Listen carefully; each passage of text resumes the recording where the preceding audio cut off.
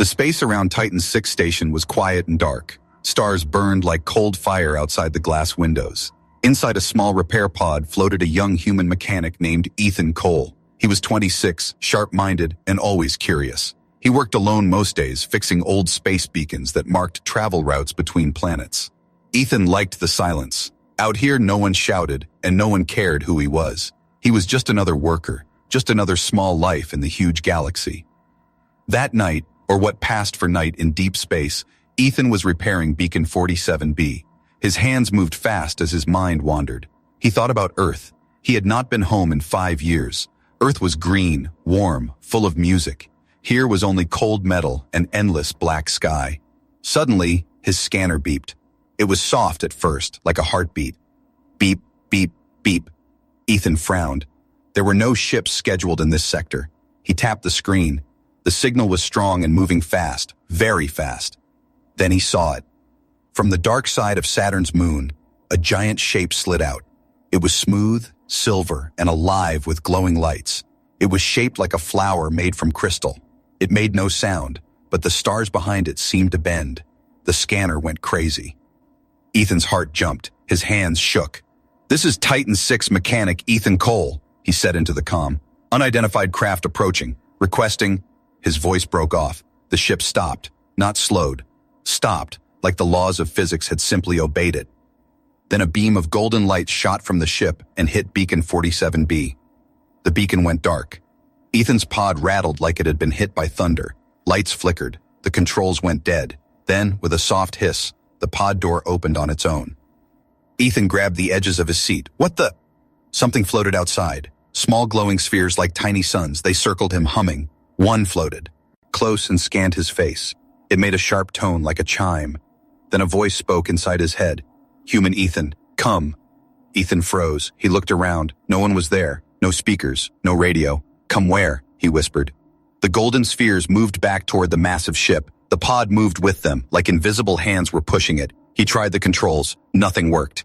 His pod slid into the open mouth of the alien ship. Inside was silence. The air smelled like cold rain. The walls were alive with blue light, like veins under skin. The spheres led him through long floating bridges of glass. Below was nothing, just endless black space. At the center was a throne. It was made of shining crystal and grew like a living tree, and on it sat her, the alien queen. She was tall, almost twice the height of a human. Her skin glowed faint silver. Her eyes were deep violet, swirling like galaxies. She wore no crown, yet power wrapped around her like a storm. She looked at Ethan. For a moment, nothing moved, not even the lights. Then she spoke. Her voice was not sound. It was inside him, in his chest, in his bones.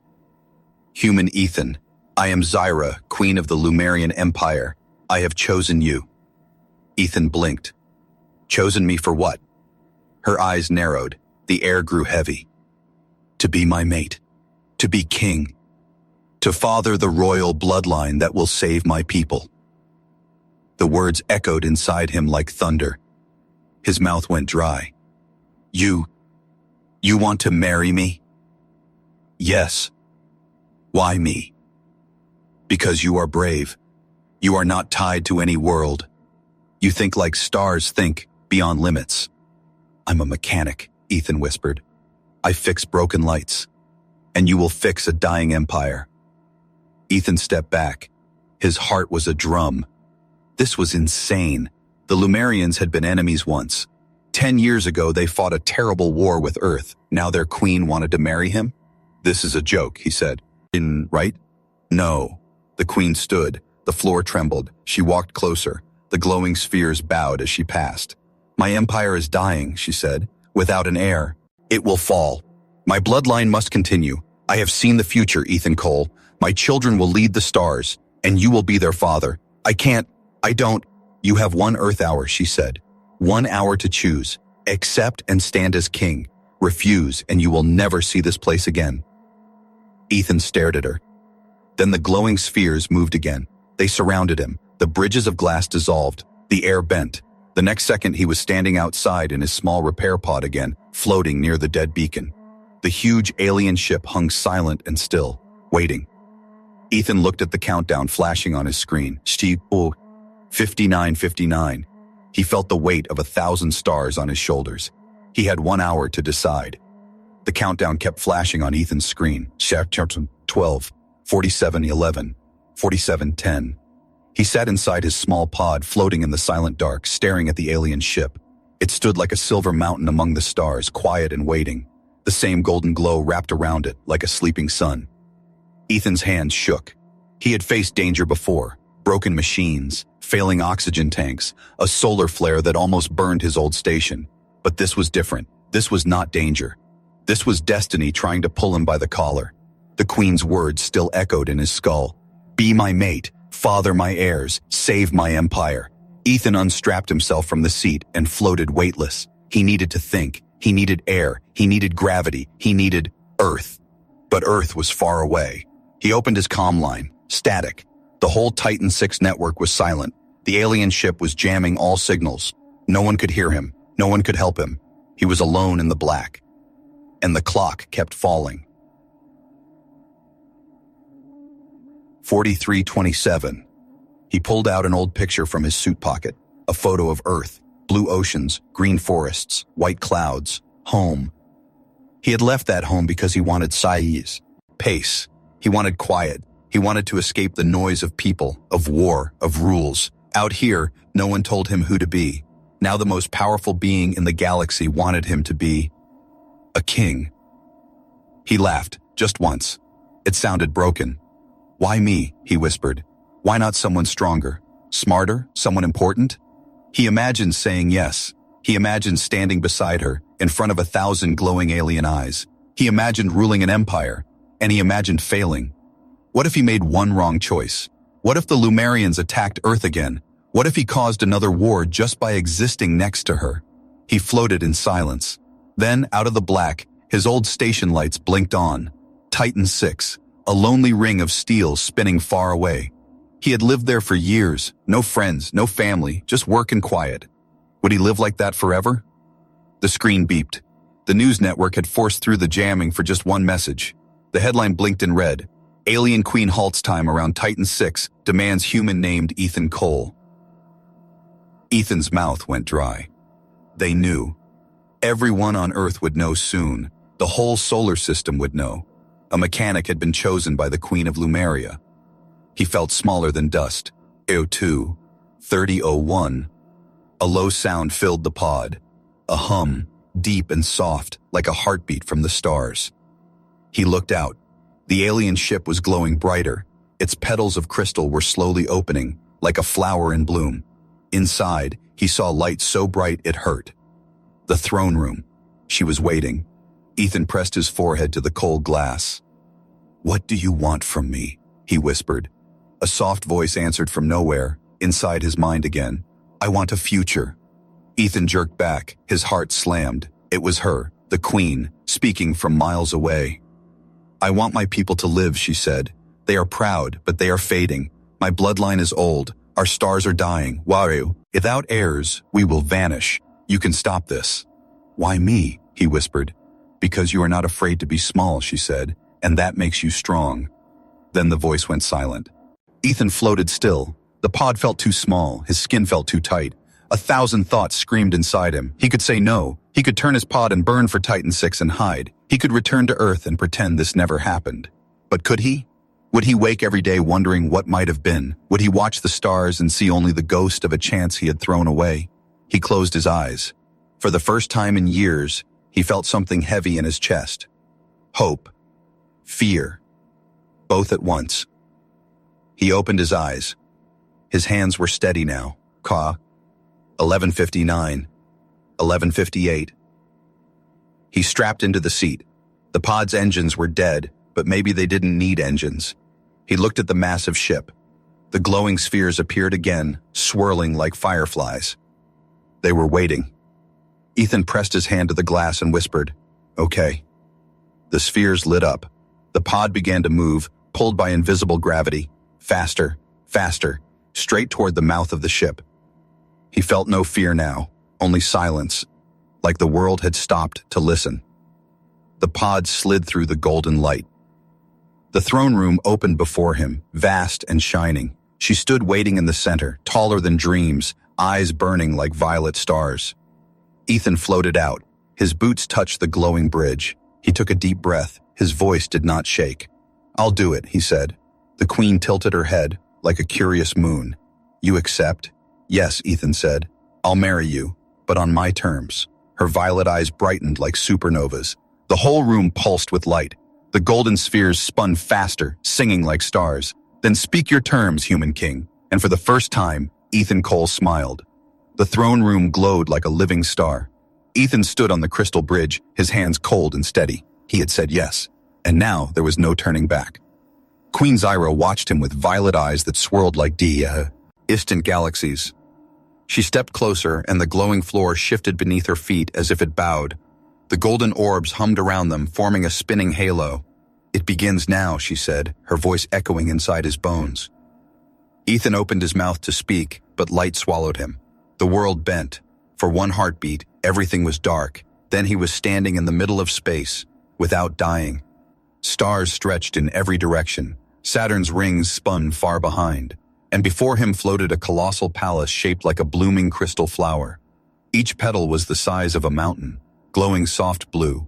Rivers of light flowed between them, singing like distant choirs. The Queen stood beside him, untouched by the void. Her silver skin shimmered like moonlight on water. The golden orbs danced around her like tiny suns. "This is the Heart Palace," she said. "It lives only for royal bondings. It waits for us." Ethan's breath caught in his throat. "It's beautiful. It is alive," she whispered.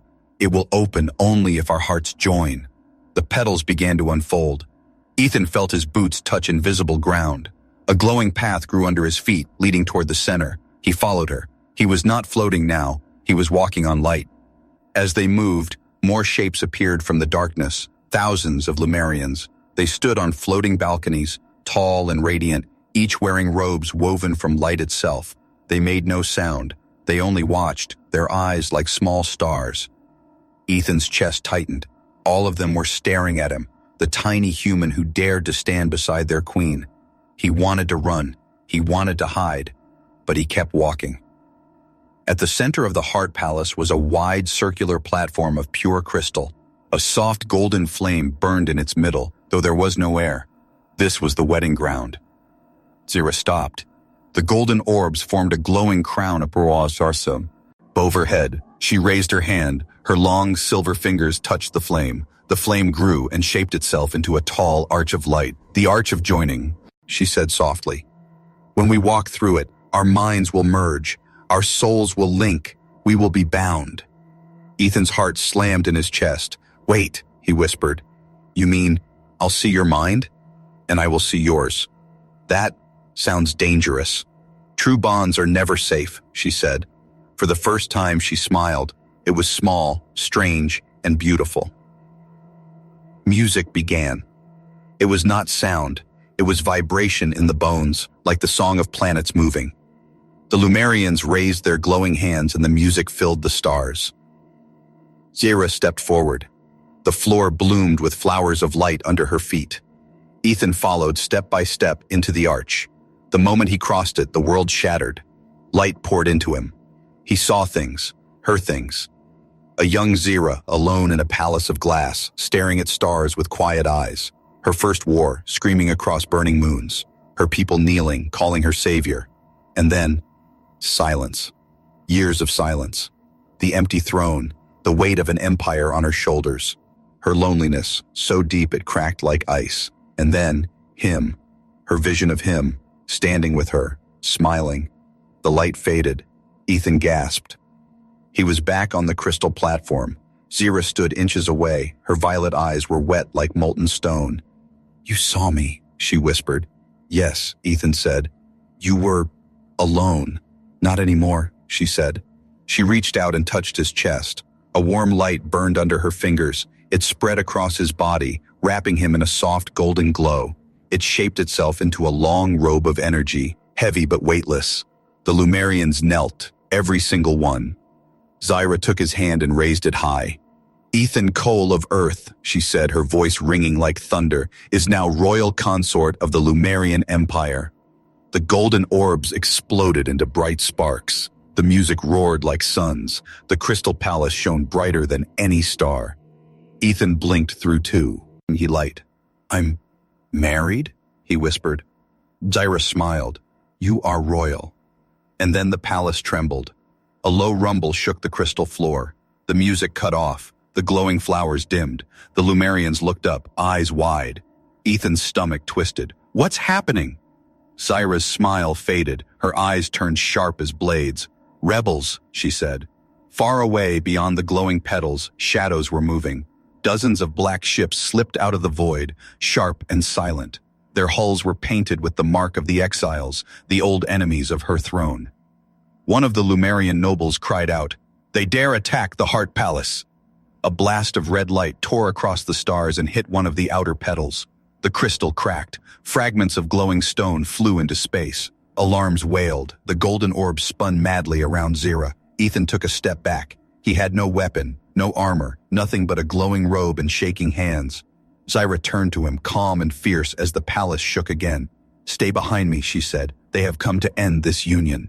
The Heart Palace trembled like a struck bell. Cracks of glowing crystal ran across the outer petals as red beams cut through the dark. The music of the wedding had stopped. The Lumerian nobles stood frozen, their eyes wide with fear. Ethan's heart pounded so hard he could hear it over the alarms. 1 moment ago, he was standing in glowing robes, just married to the Queen of the Stars. Now, enemy ships were trying to kill them both. A second blast hit the palace. The whole floor shook. The golden orbs darted around Queen Zyra like frightened birds. Ethan stumbled. "What are they doing?" Zyra's eyes flashed. "They are exiles, old bloodlines who hate my throne." Another explosion ripped through the sky. A massive black ship appeared from the void, sharp like a blade. Its hull was marked with the red sigil of the rebellion. "They will not accept a human king," Zyra said coldly. "They call you an insult." The nobles began to shout, "Protect the queen! Evacuate the air chamber! Shut the palace core!" Ethan stood still. He had no weapon, no plan, only fear clawing at his ribs. Zyra stepped to the center of the platform. Her silver skin burned bright like a sun. She raised her arms. Energy rippled from her body and spread through the palace. The cracks sealed. The flames of the arch roared again. "I am your queen," she said. Her voice shook the air. "You will not fall." The nobles obeyed instantly. Armored guards unfolded from the glowing walls, tall and faceless. They aimed long energy spears at the black ships. Ethan's hands clenched. He saw more rebel ships circling, faster and closer. He took a deep breath. Back on Titan 6, when things broke, he fixed them. That's what he did. Maybe he could do that here too. He ran to the edge of the platform and looked down. Far below, he saw the palace power conduits, giant crystal roots glowing with pure energy. Red beams from the rebels were striking them, trying to break the palace heart. If they destroyed that core, the palace would collapse with everyone inside. Ethan turned to Zyra. "They're aiming for the power roots." She glanced at him, surprised he was still standing near her. "Stay behind me," she said again. "No," Ethan said. "I can help." Her violet eyes flashed. "You are not trained for war." "I fix broken things," Ethan said, "and they are breaking your palace." She stared at him for one long second. Then she nodded once. "Then you fight beside me." Before he could answer, she raised her hand. The golden orbs shot toward him like comets and slammed into his chest. He gasped. Light wrapped around his arms and legs, forming a thin armor of glowing plates. It felt warm and alive, like it was breathing. "Whoa," Ethan whispered. "Now run," Zyra said. They ran together.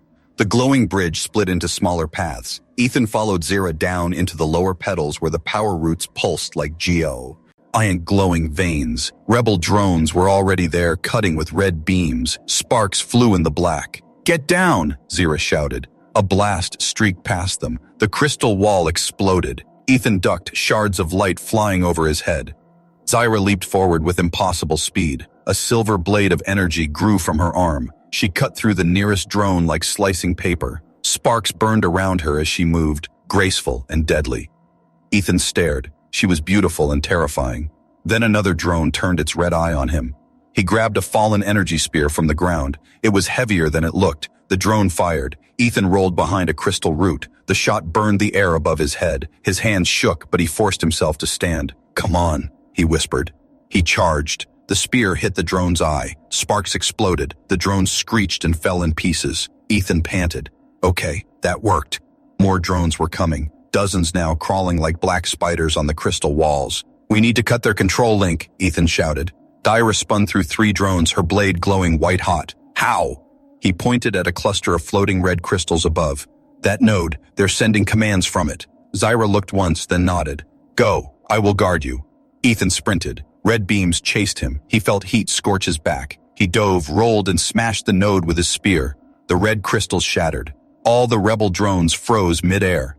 Then they fell like stones, crashing into the palace floor. Silence. Ethan lay on his back, gasping. His ears rang. His armor flickered weakly.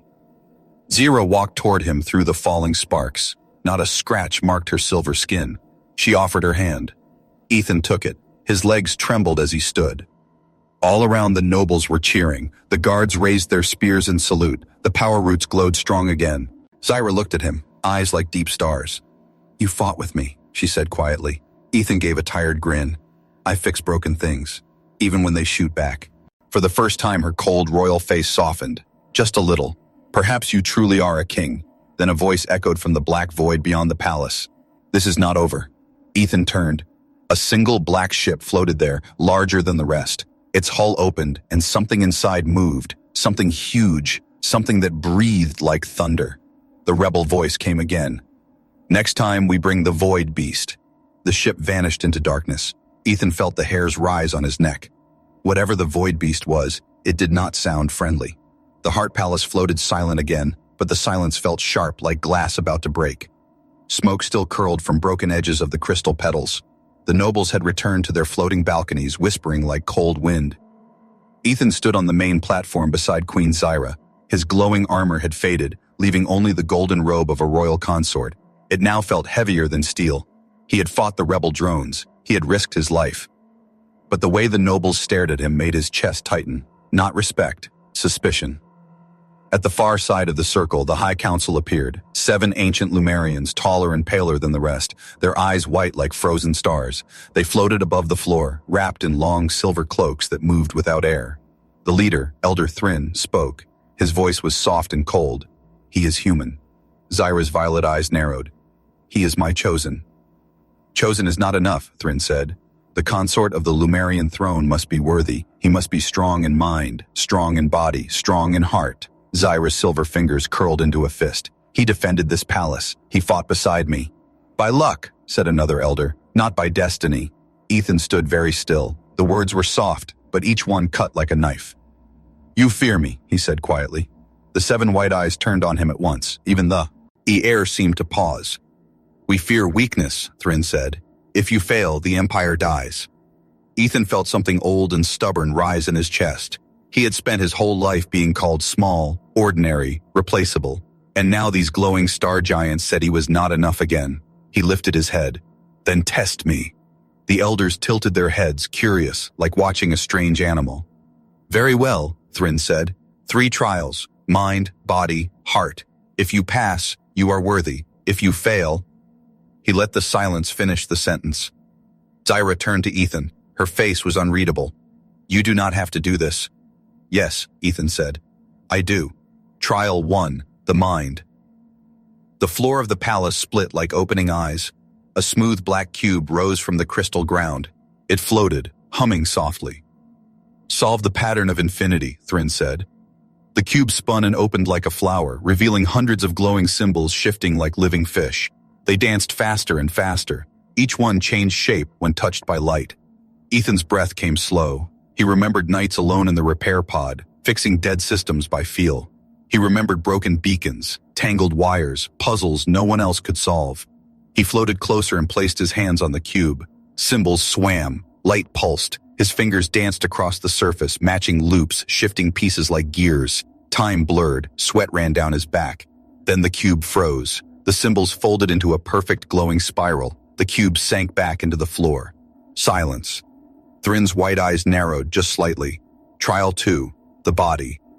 A ring of crystal towers rose around the platform. Blue light crackled between them. Gravity twisted, pulling in strange directions. Small glowing stones spun like tiny meteors, fast and deadly. Cross the storm field, an elder said. The gravity pulled at Ethan's bones as soon as he stepped in. His legs felt like stone. The spinning stones zipped past his face. One nicked his shoulder. Hot pain flashed. He gritted his teeth and moved. Left, duck, jump, roll. Each step was like lifting a mountain, but he kept going. He thought of old days repairing broken satellites while storms shook his pod like a toy. He thought of holding on when every system screamed to quit. A stone sliced his leg. He stumbled, then pushed harder. And finally, he leapt. He landed outside the ring just as the tower sank back into the floor. His arms trembled. His breath burned, but he was standing. The nobles murmured. Some even clapped softly. Trial 3, the heart.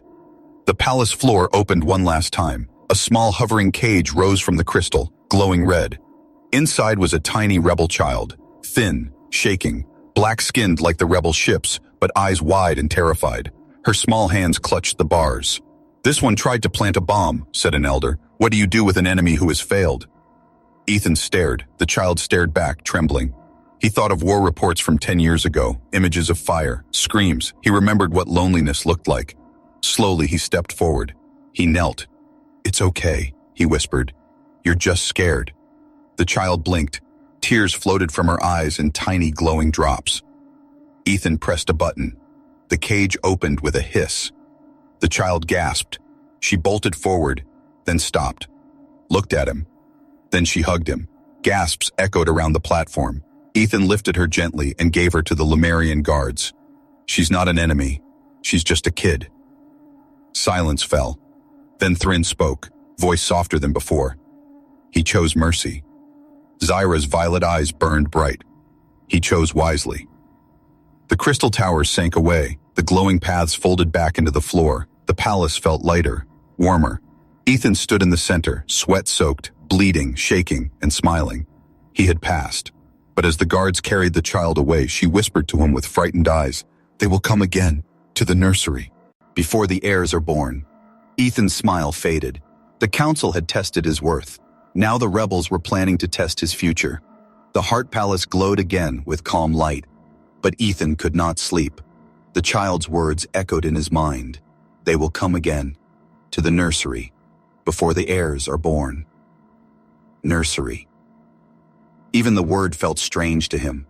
He had not fully accepted the idea that he might be a father, of royal heirs, of future alien rulers. It felt too big, too unreal. But if someone wanted to destroy those future heirs before they were even alive, he could not let that happen. The whisper in the sky. Ethan stood on the highest balcony, looking at the endless stars.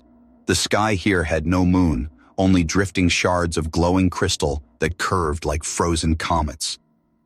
Footsteps came from behind. Queen Zyra stood there, silent, her silver hair floating in the soft wind. "You should rest," she said. "I can't," Ethan answered. "Something's coming." Zyra walked beside him and stared into the void. "I know." Ethan turned. "You knew?" "I felt it," she said. "Something old, something that should not exist." "Then why hasn't anyone warned the guards?" "They cannot fight it," she said softly. "It is not flesh or machine. It is hunger." Ethan frowned. Hunger? Before she could answer, the stars moved. At first, it seemed like a shadow passing across the crystal clouds. Then the shadow opened glowing red eyes. "The beast arrives." The alarm screamed across the palace. Crystal petals slammed shut like a closing flower. Energy shields flared. The nobles fled, glowing robes streaming behind them. Ethan froze. A shape rose from the black of space. Huge. Wrong. Its body was like smoke made solid, shifting and tearing itself apart and forming again. Its mouth opened wider than ships, lined with teeth of broken stars. The void beast. Zyra's voice was steady. Ethan, listen carefully." He swallowed. "Okay. It will seek the nursery chambers," she said. "It feeds on creation energy, on new life. If it reaches the nursery, our future dies." Ethan's hands shook. "How do we stop it?" "We don't," she said. "We trap it." "The plan." Zyra pressed her fingers to the glowing crystal floor. Symbols flashed under her hand. The ancient prisons are deep below the palace, she said, but the beast is too strong. It will resist. Then we make it chase me, Ethan said. Zyra's eyes widened. No. Yes, he said. I'm the one it won't expect. I'm small, fast, disposable. Never say that, Zyra whispered. You are not disposable. Their eyes locked. For a moment, everything else fell away, the screaming alarms, the shaking floor, the cold fear. Only her eyes, violet fire. Then the ground shook hard. The void beast slammed into the outer shields. Ethan stepped back and nodded. Open a path. I'll run. The chase. The crystal petals peeled open, making a glowing tunnel through the palace. Ethan ran. His feet slammed the shining floor. Air burned his throat. Behind him, the beast howled, like black thunder cracking the stars. Its massive form poured into the tunnel, smashing through walls. The shields shattered like glass. Energy blasts from the palace guns hit it, but they passed through like smoke. Nothing slowed it. Ethan ran faster. He jumped floating bridges, ducked under falling shards, leapt across broken gaps. The beast's shadow swallowed everything behind him. Its claws tore the palace like paper. His wristband flashed. Chamber ahead, Zyra's voice said. Jump down. The core prison. Ethan dived through a glowing circle into the deep core chamber. The air turned cold as ice. The chamber walls spun with old Lumerian runes, glowing pale blue. The beast crashed in after him, filling half the room like a living night sky. Zyra appeared above, floating on a crystal platform. Her hair whipped like silver fire. Hold it in the center, she shouted. How? And Ethan yelled, Make it angry! Ethan picked up a shard of broken crystal and threw it at the beast's face. Hey, Starteeth! The shard vanished into its smoke body, but the red eyes snapped toward him. It roared, shaking the room. Ethan stumbled back as claws slammed down, missing him by inches. Now! He screamed. Zyra slammed her hand to the control rune. Light exploded. Blue chains of energy shot from the walls, wrapping the beast. It howled and thrashed, tearing the air. The floor cracked. Ethan threw himself flat as the chains tightened, glowing hotter and hotter until the beast shrieked like tearing metal and vanished. Only silence remained. The air smelled of cold stars. A quiet moment, Ethan lay on the cracked floor, gasping. Zyra floated down beside him, landing lightly. Her face was pale but calm. You are insane, she said softly. Yeah, Ethan said, still breathing hard. But it worked. Zyra looked at him for a long moment. Then she knelt and placed her forehead gently against his. For the first time, she whispered his name. Ethan. His heart thudded once, hard. Above them, the crystal ceiling slowly healed. The palace lights brightened. The alarms went silent. But far beyond the stars, in the cold dark, something else was moving.